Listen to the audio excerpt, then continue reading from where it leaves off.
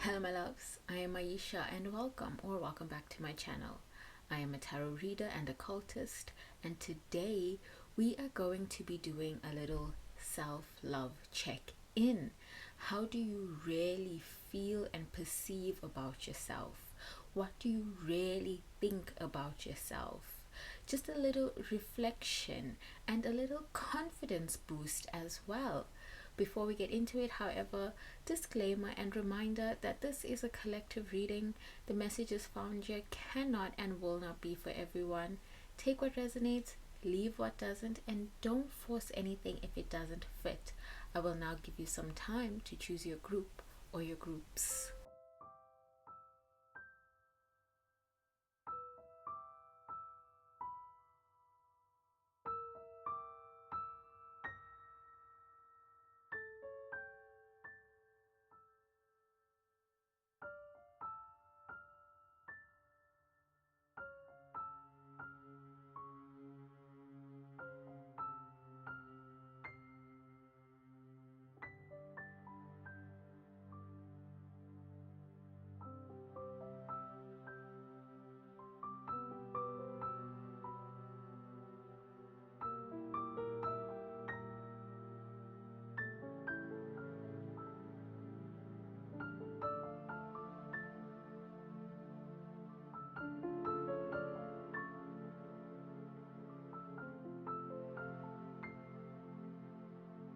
Hello my group one, and welcome to your reading about our little self-love check-in.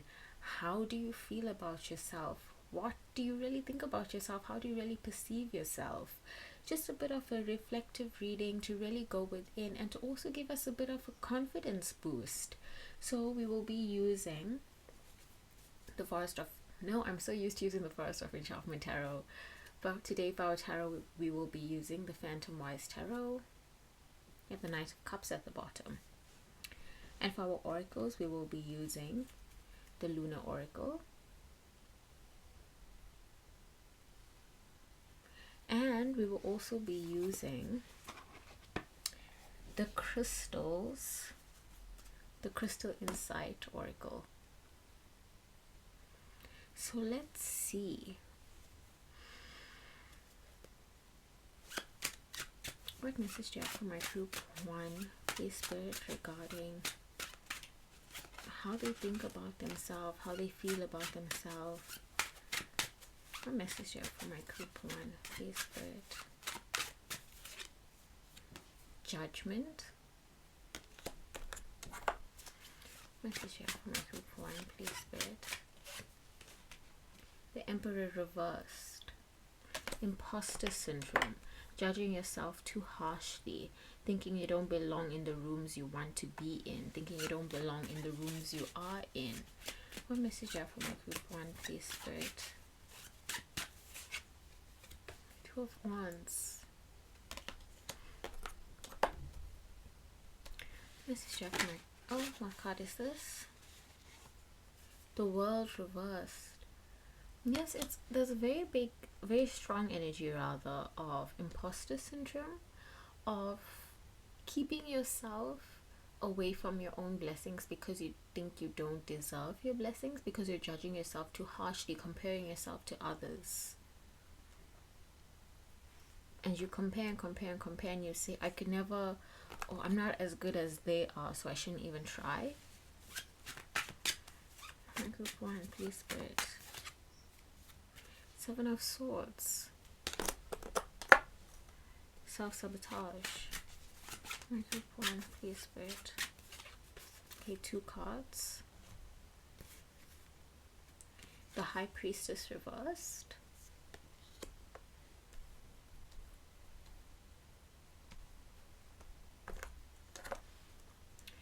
And the Hanged Man also reversed. A lot of reversals for you, my group one. Let's pull one last tarot card.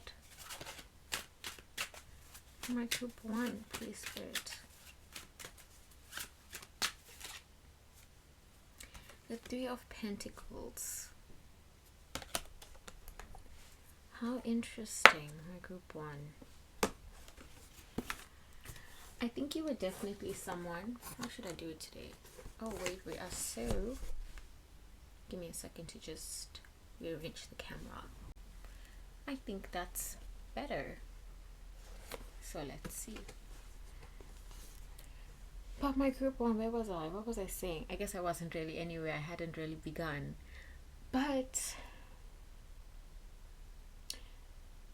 there's this energy of you being someone who doesn't trust yourself, who doesn't trust your own abilities, who doesn't trust that really that you belong anywhere, especially based on your abilities and what you're able to do. If you're a writer, you may not even post much, or you may not even write because you're constantly comparing your abilities to other people. Or you may write, and as soon as you write, you're like, this is garbage, and you delete it, or you throw it away, you get rid of it. Or you say, you do something, you write, you make art, this is garbage, and so you don't write again for the next 3 months, 4 months, 6 months, 2 years. I feel like you are someone, and it seems like you are someone who is highly critical. I think that's the best way to describe it, highly critical. And I'm doing these hands so much, so often. I'm really becoming such an auntie.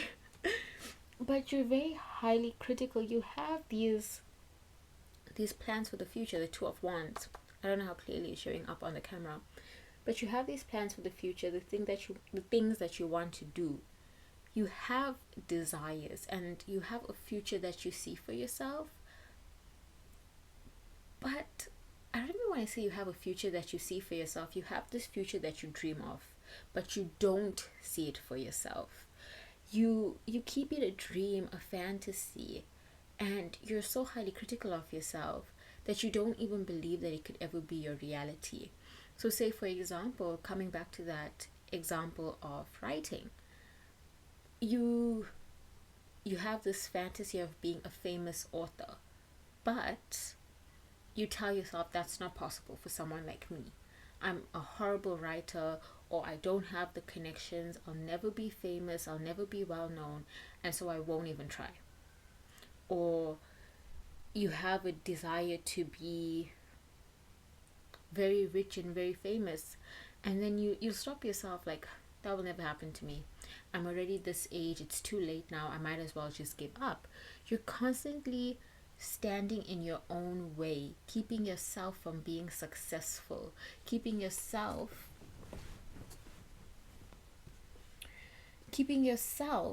from having the life that you dream of. Because it's also like, how do I say this? You cannot allow yourself to believe that dream could be a reality.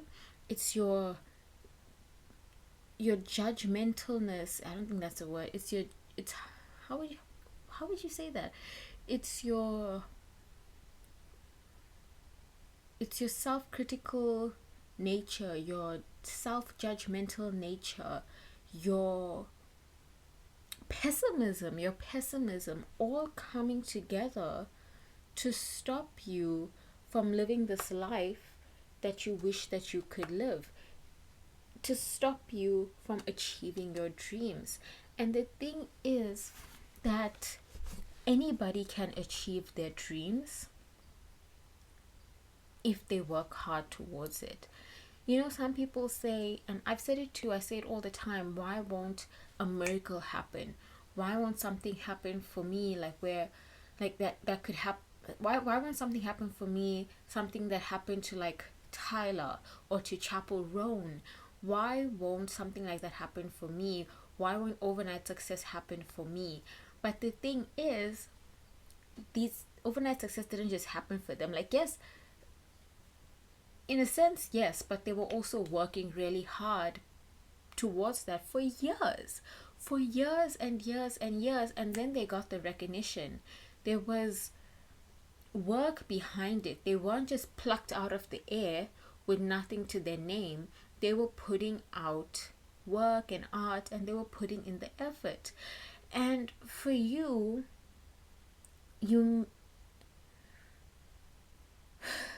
how do I say this? It's like for you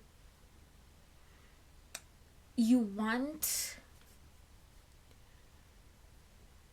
that flash of lightning success, that overnight success, but you aren't putting in the effort, you're stopping yourself from putting in the effort because you're telling yourself, what if this effort is all for nothing?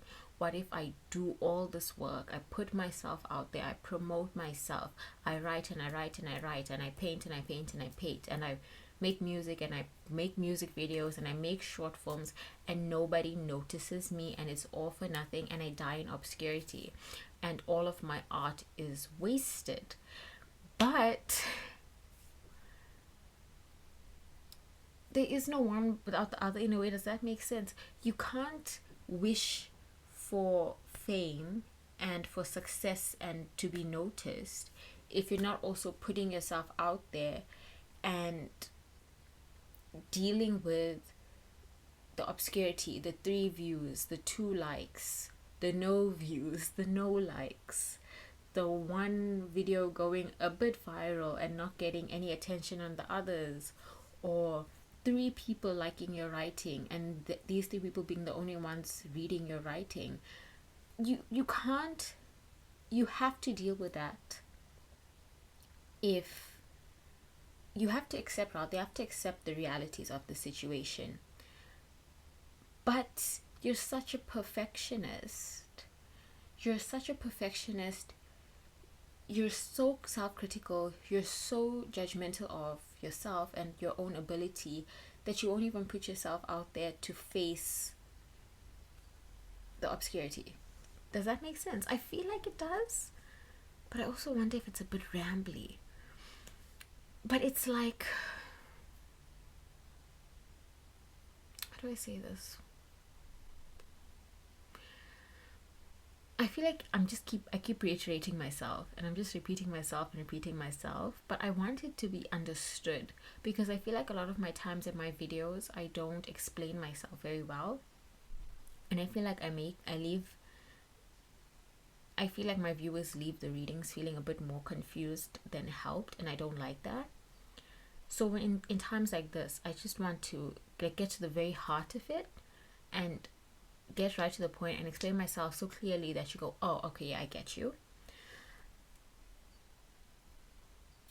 But it's like lightning flashes don't just happen, especially when it comes to success and fame.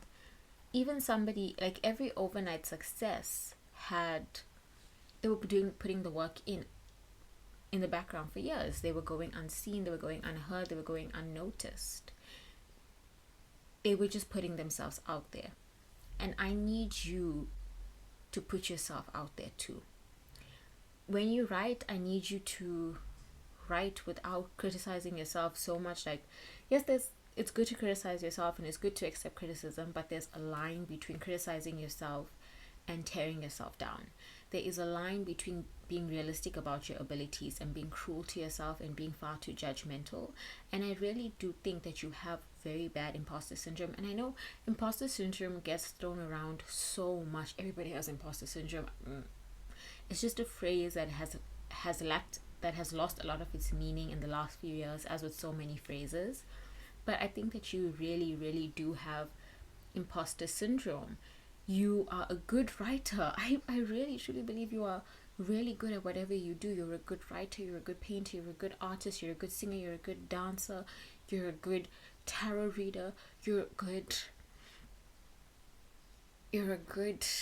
business owner. You have amazing ideas. You have the ability to succeed in whatever you want to succeed in, but you are not putting yourself out there because you cannot see it. You're like, if a miracle happens, you want a miracle to happen, but miracles don't just happen like this. The miracle will come after you start putting in the work, because God meets us halfway, the divine meets us halfway. So if you want a miracle to happen and you want to wake up one day as a successful author, you're gonna have to suffer through some years of being an unsuccessful author. You want the miracle to happen and you want to be a famous singer, you're going to have to suffer through the years of being an unknown singer. If you want to be the next Bill Gates, if you want to be a very successful CEO, you're going to have to suffer through the years of being very tight with your budget and just trying to get your business off the ground. You're going to have to go through those years without without making it as if you're a failure. You're going to have to go through this being very realistic with open eyes, like this is just the reality of the situation. Not, I'm a failure, people hate my art, I'll never be successful, I'll die in obscurity. The thing is, the thing is, if you don't do it anyway, aren't you going to just make your fears come true faster? If you have a fear that you're going to be unseen, unheard, you're never going to be successful, and you let that fear control you such so that you don't go after your dreams and you don't pursue anything and you don't do anything with your life, then aren't you just going to realize those fears faster? Aren't you going to realize those fears anyway? Aren't you going to be unknown, unheard, unsuccessful, because you don't allow yourself to be known, heard, and successful? It's a self-fulfilling prophecy. And the thing is, and I really want to get it into your head, that you have so much going for you, that you have drive, you have talent, you have it in you to be everything you dream of being, but you're stopping yourself. You are stopping yourself from being who you could be, from being who you dream of being, because you're so critical, because you're so afraid, because you're so judgmental. My writing is not good enough. My art isn't good enough. I'm not deserving of praise. I'll never get praised. I'll never get this. I'll never get that. Never, never, never, never. And you're stopping yourself. You are absolutely stopping yourself from having what you could have, because you're so terrified. You're so terrified of trying and failing that you let yourself fail. You without trying. You're so terrified of putting yourself out there and nobody paying attention to you, that you don't put yourself out there and nobody's paying attention to you. And you're praying for a miracle, you're praying for a miracle, you're praying for a miracle, but miracles don't happen when we don't also do some of the work. Do you know what I'm saying? I'm trying to think of like, think about this. I don't know the Christian names of this. I was raised Muslim, but what is it? Safa and Marwa. Was it Safa and Marwa? So there's a story, an Islamic story, right? And I guess it's also a biblical story. But a prophet's wife. Well, Azan is going, so let me Google their names. Okay, so the story goes: left in the desert by Prophet Ibrahim alayhi salam, Hajar and her infant son Ismail were in need of water in the stifling heat, and so Hajar ran between the hills of Safa and Marwa 7 times in search of water. She then heard a voice. She called out and saw the angel where the Zamzam well now stands. But basically, what happened was she had left the baby on the ground, her baby, her son Ismail, and he was crying and kicking, and they needed water. And so she was running between these 2 mountains, looking for water, looking for water, looking for water. And then where her son had been crying and kicking the ground, that's where the angel came and made the well and blessed them with water. Miracles need us to be involved in them as well. If she had just sat and let herself like, I need water, my baby needs water, but not do anything about it, God would have not sent the angel for her, because he's seeing that, oh, she's just accepting her fate. She's not willing to tire herself out and exhaust herself and sacrifice her own life if it means that she can give at least some water to her baby. God, the divine, the universe, needs to see us put in effort, needs to see us sacrifice ourselves, needs to see us work for, not needs to see us work, but needs to see that we want it as much as we do. Does that make sense? Needs to see that we really want the miracle that we're asking for. If I just sit here every day and I say, God, please, I want to be popular on YouTube, I want to be popular on TikTok, and then I don't actually post to YouTube and I don't actually post to TikTok, how's it gonna happen? So if you're every day saying, I want to be a singer, I want to be a writer, I want to be a filmmaker, I want to be an actor, but then you don't actually do anything towards it, how's it going to happen? It's very rare for people to just get scouted. and you can't just assume that that's going to happen to you.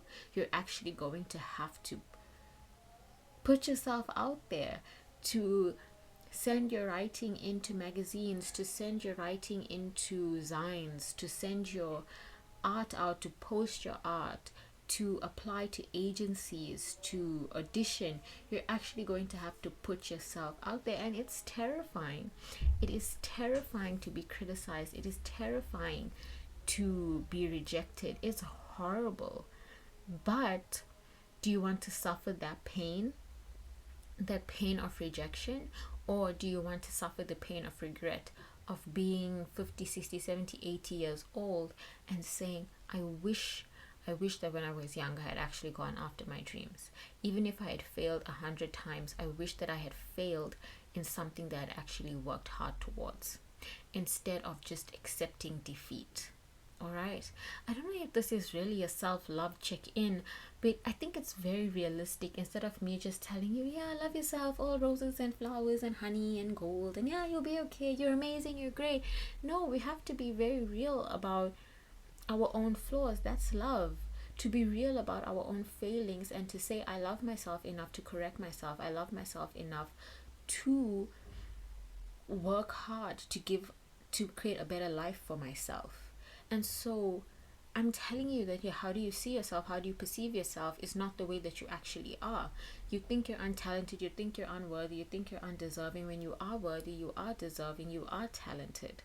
And you just have to actually put yourself out there, and you have to actually go after your dreams, and you have to actually go after the life that you want. Because isn't that the greatest act of self-love, to give ourselves the chance of having that life that we want, the life that we dream of? You can't just sit and accept fate. I mean, you can, but do you want to? Is that love to you? Is that loving yourself, to sit and accept fate? To sit, or not even to sit and accept fate, to sit and let life pass you by? Is that love to you? Is that loving yourself to you? No, because that's not loving myself to me. And so I want you to really take heed of this message, and to really think about how you're holding yourself back from living the life that you dream of, to how you're holding yourself back from the miracles that could be unfolding in your life. Like I said, like in that story, right, about Hajar. Was it Hajar or Hajra? It was Hajar. Hajar and her baby Ismail, when they were in the desert, she could so easily have just sat and let them both die of dehydration, but she didn't. She ran and she looked for water. She ran and she ran and she exhausted herself, and where her baby lay crying and weeping, begging for water, that's where the water came from. That's where God brought forth a well that overflowed with blessed water. That's how miracles happen. Miracles happen when we meet God halfway, when we bare our hearts and souls, and we exhaust ourselves, and we say, I want, and we work halfway, and God will. The miracle is God meeting us halfway. Okay, not to be like a sermon. Well, it's a tarot reading. I think you kind of come here for a bit of a sermon. So let's pull your oracle cards for my group 1, please. My group 1, please. Moon in Scorpio. Negative attitudes and fiery arguments are possible at this time. Channel your energies into positive physical activities like decorating or gardening. It's like whenever you get a rejection, or whenever you get that need to just give up on yourself, distract yourself, do something else. If you're writing something, you're like, this, I cannot read this, it's disgusting, it's horrible, just close the file and go for a walk. If you're filming something and you're watching back on it and you're like, this is garbage, instead of deleting it, just get up and again go for a walk, go watch a movie, do something else. Before you can even think twice, send it to a friend and say, hey, what do you think? Because we are our harshest critics, and you are 100% your harshest critic. Moon totem cow. A new beginning or even a new life may be blooming. Group 1. Moon in Aries. Remain sensitive to others to avoid confrontation. Do you know what song is in my head now? Beyoncé. Perfectionism. Perfection is a disease of a nation. What song is that? It's a very popular song, one of her most popular songs. But now all I can think about is Grown Woman. What is this song called? Beauty Hurts? Is it Beauty Hurts?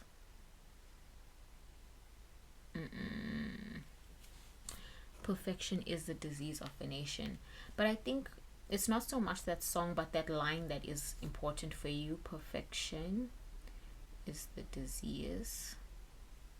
Yeah, Pretty Hurts by Beyonce. But it's not so, like I said, it's not so much the whole song, but just that line, perfection is the disease of a nation. Because that's very true for you. Like I said, you're a perfectionist.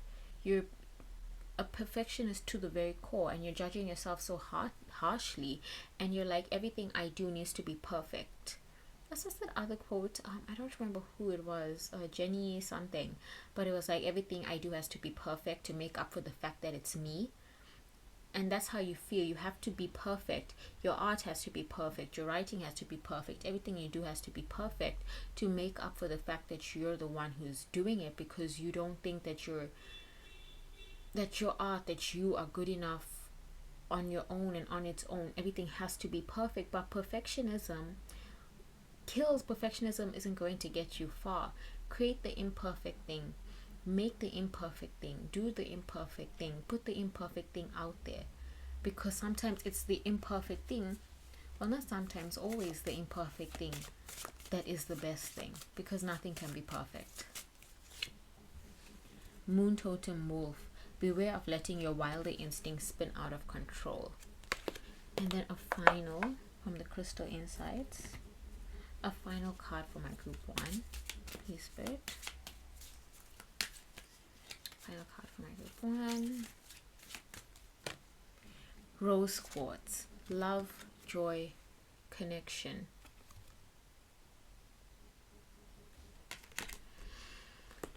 This is such a beautiful way to end your reading, my group 1. Love, joy, connection. That it's time to put yourself out there. Like I've been saying, it really is time to put yourself out there, to connect with others by putting yourself out there, to connect with others by promoting yourself. Even if you don't think you're ready, let me tell you when I say this that you are, or more so that you never really will be ready. You never really will be ready, and you're never going to be perfect, so you might as well do it.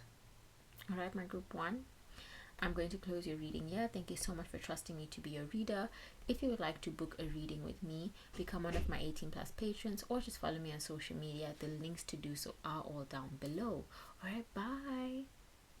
Hello, my group 2, and welcome to your reading about our self-love check-in. How do you really perceive yourself? How do you really think about yourself? A little bit of a confidence boost as well. I don't know. I'm going to be very honest, I didn't really plan to do this video today, this reading today. It just felt like something I needed to do, and for group 1, it ended up being very much a what do you need to hear right now reading, and so maybe it'll be the same for you. But let's get into it. So today we will be using the Phantom Wise Tarot, and we have, is that the Devil? Yeah, the Devil reverse at the bottom. And then for your oracles, we are using the Lunar Oracle, Gemini at the bottom, and the Crystal Insights. So let's see. I'm very excited to see what's going to come out for you, my group 2. So does my group 2 think about themselves, perceive themselves, Spirit? Queen of Cups. And I'm getting Megan Thee Stallion's voice in my head. I'm that bitch. Been that bitch, will forever be that bitch. What song is that? I don't remember. For my group 2, please, Spirit, how does my group 2 see themselves? Hierophant reversed. How does my group 2 see themselves? Seven of Swords. How does my group 2 see themselves? The Tower. I feel like you think you don't have anything to offer but your looks, your body. I feel like you're someone who questions their intelligence a lot, their intellectual ability a lot. For my group 1, please. The self-love check-in, confidence boost. Please, my spirit. Justice.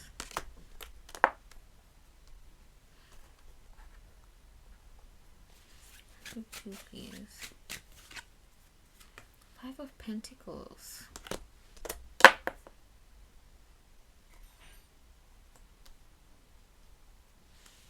My group 2, please. High Priestess.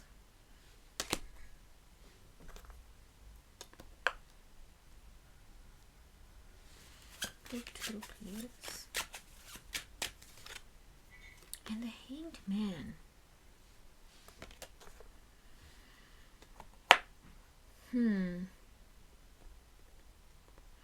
Yes, I definitely see you as someone who... I'm getting the word facade. Facade. Where your confidence is a facade.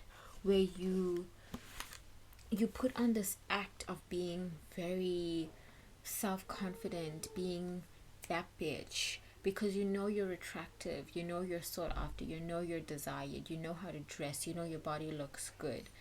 But when you're alone, or when you really think about yourself, all you can think about is how my neighbors. But all you can think about is your insecurities. Or I feel like you're just a very deeply insecure person. And nobody clocks this. Nobody realizes that you're insecure because you're always like, you know, like, I'm a baddie. Or not even like I'm a baddie. I feel like you don't declare that you're very sexy, very attractive, very this, very that, very this, very that. But you carry yourself in a way where people would never, ever, ever think that you're insecure. You're showing off, you're always showing off your body, or you're always putting yourself out there, or you wear like tight fitting clothes, or you dress in a particular way, or you do things in a particular way, you carry yourself in a particular way that makes people think like, oh, this person is very confident, this person knows what they're doing, this person has got it all together. I'm so envious. I wish I was like this person. I wish I looked like this person. I wish I could be this person. But it's all a facade. Like, on one hand, yes, you do know you're all these things. You do know you're very attractive. You do know you're very handsome. You do know you're very beautiful. You do know that people envy you. You do know that people want to be you. But at a point, it becomes very tiring because you feel like nobody is seeing you for you. They're only seeing you for the facade. And you're wondering, when is somebody going to see me for me? When is somebody going to want me for more than just my body? When is somebody going to want me for more than just my face? When is somebody going to want me for... Yeah, I think I was saying earlier, like, oh, you think that you think that you have nothing to offer except your body. But I feel like you think that because that's what people have led you to believe, because everybody who has ever wanted you has only seen you as a pretty face, a sexy body, a status symbol, as something to own almost. And you're like, when is somebody going to have like a very serious conversation with me, an intellectual conversation with me? When is somebody going to see me as an intellectual peer and not just a trophy wife, a trophy husband, not just something to tote around, not just something, not just a status symbol because I'm so attractive. Oh, look at me and look at who I was able to bag. And like, people, you think that people only see you as a pretty face, and that's, you know, in many cases that is the truth. Many people only do see you as a pretty face, and you're like, when is somebody going to love me for me? And that's a Rina Sawayama song, Love Me For Me. That just came through. And you're like, and I feel like, again, like, this doesn't even feel like a self-love. Maybe it kind of is a self-love check-in, because I kind of feel, I don't know, I kind of feel like crying because my heart is like really breaking for you, because and I was just talking about this with my aunt, because I lost a lot of weight, right? I'm still on a journey myself, but I lost a lot of weight. Maybe I'll put my I'll put some before and afters in my community tab, if I remember, after this goes up, because I'm pre-recording and I'm scheduling. But after this goes up, if I remember, I'll post some in my community tab. But if you follow me on Twitter, I'm always posting my before and afters. If you follow me on Instagram, same deal. But I lost a lot of weight. But I've always been somebody who is very confident. Ever since like 2019, 2020, I dress however I want. I was very much about not letting my size get to me. I was very much about, just being fashionable and wearing the short skirts and wearing the tight tops and doing what I want, and not caring about what other people think, because I'm a fat girl anyway, so I might as well be a fat girl in a cute outfit. And I was very confident, but I was still very insecure. And I spoke about this with my aunt recently, that I think you can be confident and still be very insecure. And I was very insecure because I felt like nobody liked me, nobody wanted to be with me, people only ever lusted after me. To this day, people never ever want to date me, they just want to sleep with me. And that does something to your psyche that makes you feel very ugly, very undesirable. And you can be confident and know logically, I am beautiful, I am this, I am that, and still feel insecure, because nobody is really, how do I say this? Nobody is really validating those. I don't even want to say validating, but there does come a point where your confidence starts to feel empty, because, or you start to feel, despite how confident you are, you start to feel insecure, because confidence can be acted, it can be an act that you believe in, but insecurity, you can still feel insecure because people,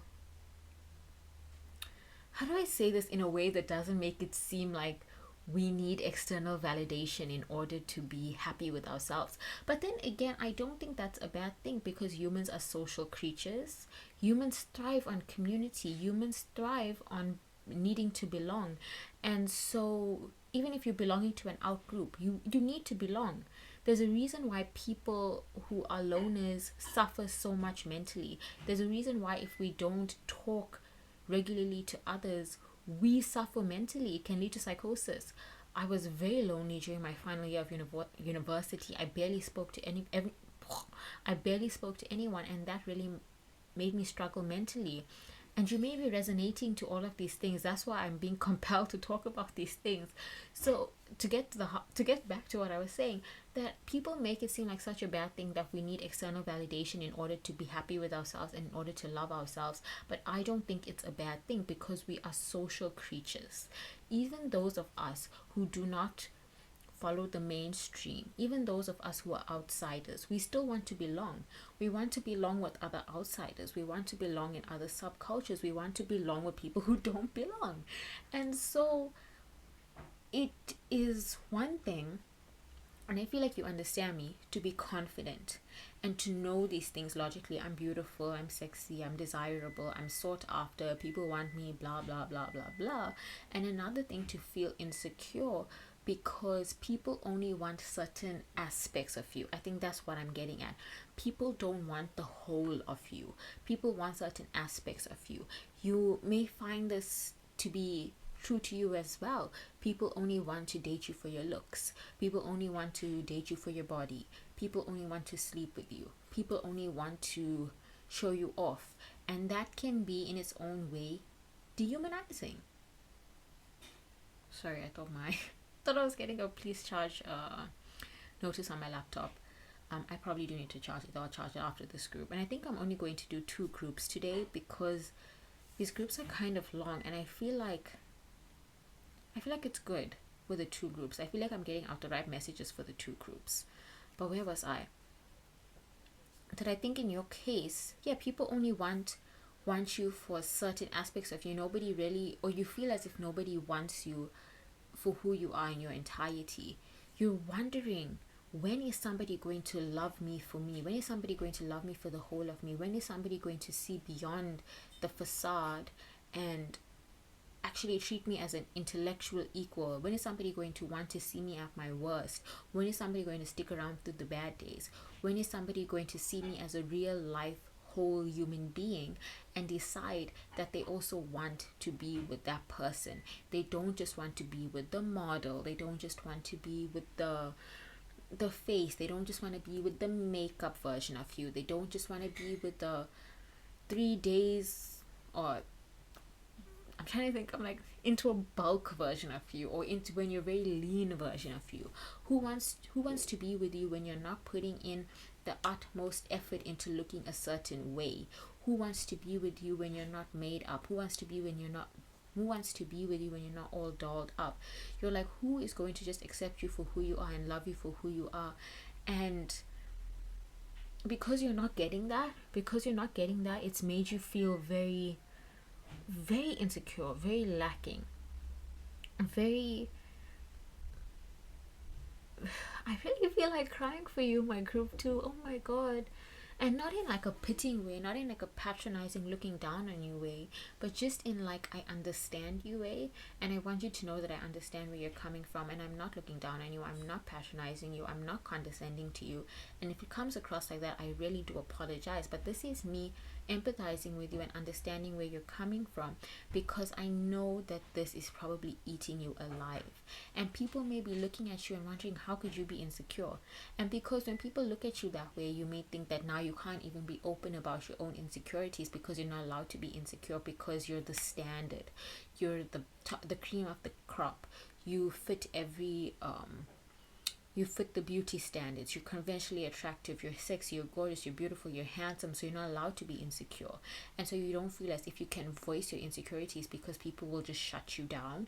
It's like, it's like when very skinny people talk about feeling insecure about being very skinny, and then people are like, oh, but who cares because you're skinny? And it's like, that's so heartless, that's so cruel. Or when very attractive people talk about the insecurities on Twitter and stuff, and people just shut them down, like, okay, but you're attractive. Like, it's ridiculous, right? It's absolutely ridiculous. And so you feel like you can't be a person. You feel like you're not a person, you're just your looks. And you're wondering, when is somebody going to see you as a person and not just your looks? Right, my group 2? Oh, my group 2, my heart really does ache for you. And again, not in like a looking down on you way, but an empathizing way. And I understand where you're coming from, where you must feel like you're not even a real person, because nobody, pardon, what the hell, pardon, because nobody is really looking at you as a real person. They're looking at you as the symbol. They're looking at you as a trophy. They're looking at you as something envious. I'm also something to envy, rather. I'm also thinking about this TikTok I saw, where this girl was like thinking about my coworker who would put 5 extra pumps of syrup into the drinks of girls she found very pretty. So, like to make them gain weight or to make them break out or whatever, but like to sabotage them, to make them ugly. And so that's how people are looking at you. People either want to be with you as a status symbol, or people either stay away from you because they're intimidated by you, or they're jealous of you, or they want to be you. And so you feel like you're suffering both ways, that you're not getting anybody to really love you, you're not getting anybody to really like you as a friend, and you're alone. And everybody thinks like, "Oh, what does she have to be insecure about? What does he have to cry about? They are so good looking." But you have a lot to be insecure about, and you have a lot to cry about, because you feel like nobody sees you as a person. They see you as something to lust after or something to hate. Nobody is coming towards you as a person. Nobody is connecting with you as a person. Nobody is seeing you as a person. And I imagine that is very isolating, my group 2. Let's pull your oracle cards. I'm also thinking about like Madison Beer, and I feel like a big reason why she isn't more popular is because she's too pretty. I feel like there is such a thing as being too pretty, too good looking, because then people start to hate you. And she constantly has to come on and show, like, you know, like videos like that she's not photoshopping her pictures, that she really is this thin, that she really does look this good, and it just comes across as bragging, and it just brings people more reason to hate her. And it's like, she can't help that she looks that way, she can't help that she has that body, she can't help those things. And also, if she could help those things, why is it her job to make herself less attractive, to make other people feel better about themselves? And I feel like you're in that same boat, or a similar boat, where you either have to accept that, or where you feel as if maybe you should just stop putting in as much time and attention into your looks, or you're like, maybe if I just let myself go, then I'm going to find true love. But it's like, that's not the case. That's not the case. And I don't even know where we're going with like this whole reading, because it's supposed to be like a self-love check-in, and I'm supposed to be giving you a confidence boost, but I feel like giving you a confidence boost will actually be counterintuitive in a way, counterproductive, because you already know you are these things, and you just need somebody to look at you and say, hey, I hear you, I feel you, I understand you, and your feelings are valid, your insecurities are valid, your pain is valid, your sadness is valid. And people can tell you all they want that you know, you have nothing to worry about, you have nothing to be insecure about, because you look like this and you are like this and you want it like this and you want it like that. But who are they to tell you? Even that again is so dehumanizing, to tell you that, no, why are you feeling insecure? No, that's not the case. For my group 2, please, Spirit. Moon phases, waning moon. Let go of that which is causing you inner turmoil. Now is a time for casting away emotions that are no longer serving you. For my group 2, please, Spirit. Moon in Cancer. Spend time with family or helping others. Avoid situations that can be a drain on your emotions. For my group 2, please, Spirit. Moon in Gemini. Stress may be an issue during this time. I think that now is a time for you to just accept that you are what you are, and to try and stop victimizing yourself in a way. Does that make sense? My group 2, please, Spirit. Okay, but I pulled this one for group 1, and it's just 2 groups. I'm going to shuffle again. For my group 2, please, Spirit. Moon in Aquarius. The time is ripe for celebrating life. Make the most of parties, gatherings, and other social opportunities. The thing is that the things you desire are going to come towards you. The things you want are going to come towards you. But right now, it's time for you to stop victimizing yourself. Time for you to stop saying like, oh, woe is me. I just have it like this and I have it like that, and nobody's ever going to see me for me. And just accept that this is your life, and to just keep living it, and trust that the people who are meant for you are going to come towards you, because I promise my group 2, they are going to come towards you. For my group 2, please, Spirit. Peridot. Luck, success, prosperity. I just want you to know that you're not alone, and that you are going to find people who see you as you are and who are going to love you as you are. And for the time being, it's important to work on loving yourself as you are. And I know it rings shallow.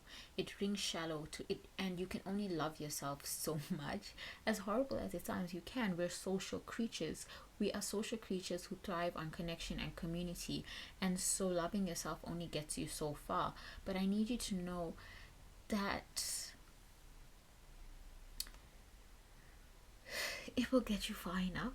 I guess that's what I want to say, that it's going to get you far enough. And I want you to know that, my dear group 2, I want you to know that everything is going to be okay. I want you to know that I understand where you're coming from, and I feel you, and you're allowed to feel these things you're feeling, no matter if people tell you you're being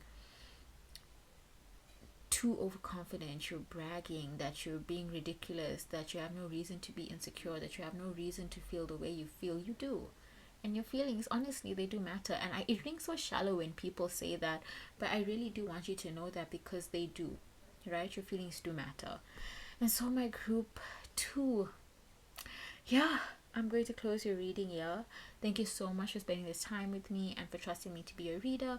If you would like to book a reading with me, become one of my 18 plus patrons, or just follow me on social media, you can find the links to do so down below. All right, bye.